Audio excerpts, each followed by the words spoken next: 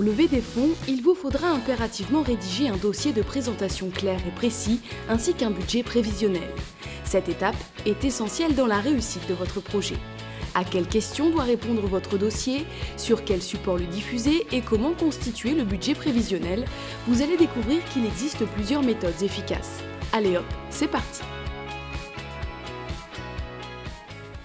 On a réalisé un dossier de présentation qui consistait à d'abord présenter l'association, comment est-ce qu'elle est née, quel est son but. Nous sommes en train de réaliser le dossier de présentation, c'est-à-dire ce que nous appelons la plaquette Nos y combats 2014. C'est une plaquette de 10 à 15 pages qui en fait explique notre projet. Dans un dossier de présentation, on essaie de mettre en avant le but de l'association, le but du projet et de savoir ce qu'on a besoin. Dans notre dossier de présentation, il y a d'abord une présentation de l'association, ses objectifs, ses principes.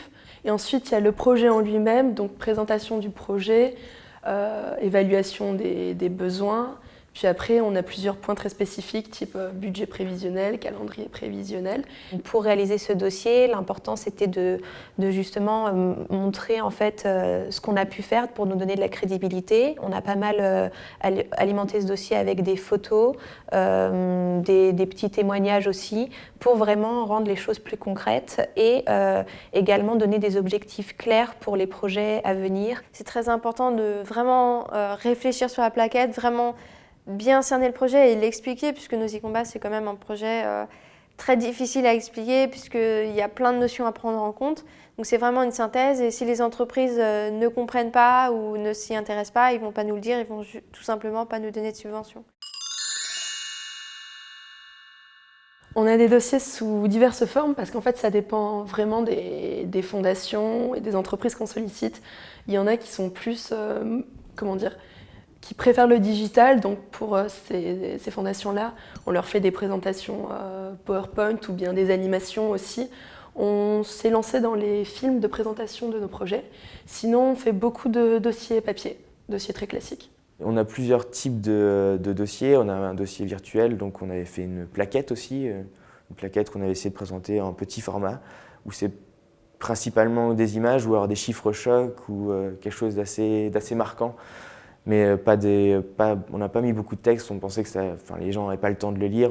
C'est quelque chose de vraiment facile à ouvrir, à comprendre et vraiment synthétique. Donc en fonction des cibles, on a différents dossiers à présenter. Donc le dossier de presse vraiment pour les demandes de subventions importantes, les flyers quand on est sur des actions style papier cadeau pour distribuer aux passants, pour distribuer à la famille. On a le site internet aussi qui nous permet de distribuer facilement, d'envoyer des demandes de dons. Par exemple, nous on est chiropraticiens et on a tout un réseau de chiropraticiens en France.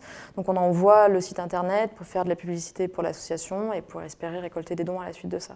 Ça peut être un dossier léger, ça peut être un dossier beaucoup plus complet, ça peut être une forme, un document Word avec 20 pages ou par exemple une présentation beaucoup plus synthétique avec des images qui, pour certains destinataires, parlent beaucoup plus que des textes à rallonge. Mais dans tous les cas, quel que soit le destinataire, le message doit vraiment être clair, on doit pouvoir comprendre au premier abord qui est cette association, qu'est-ce qu'elle fait et qu'est-ce qu'elle attend de nous en tant que donateurs.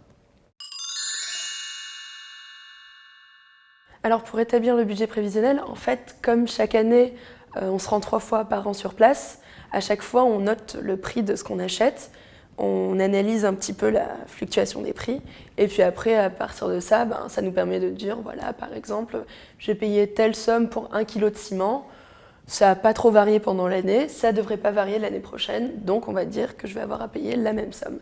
Et puis aussi, mine de rien, c'est important, mais quand on se rend sur place, parfois, il y a certains fournisseurs qui essayent un peu de nous faire des bonnes blagues en disant « oui, le coût a triplé ».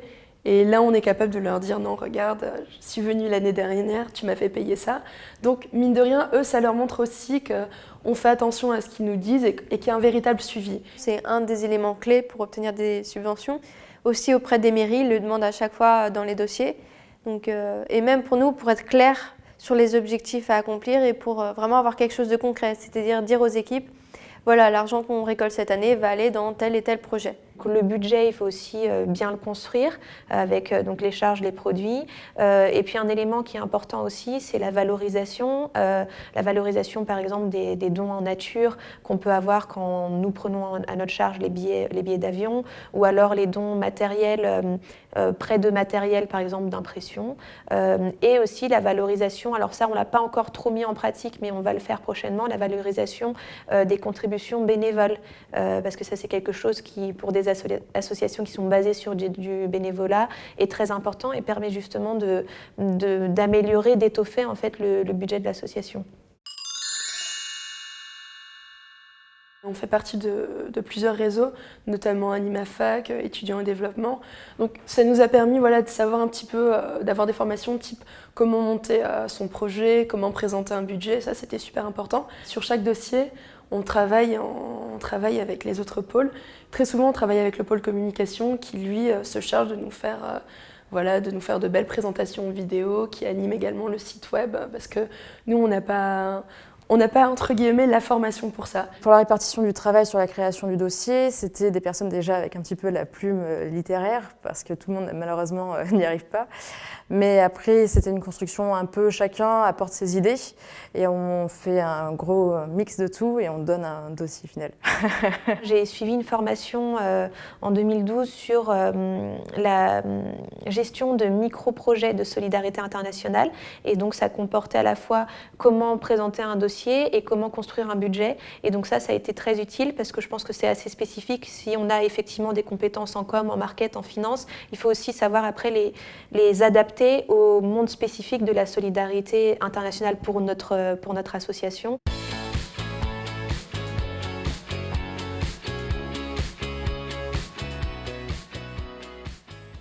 En résumé, quelques conseils. Pour constituer un discours clair et précis, votre présentation doit répondre aux 5 questions essentielles. Qui, quoi, où, quand et pourquoi. Pour y arriver, faites un pitch. C'est une petite présentation orale de 2 minutes maximum. Testez-le auprès de votre entourage, leur retour sera précieux. Car une fois devant votre futur financeur, vous n'aurez qu'une chance de faire bonne impression. Votre dossier doit être à l'image de ce pitch. Premièrement, structurez votre dossier. Deuxièmement, illustrez de quelques images, ce qui permet d'aérer votre présentation.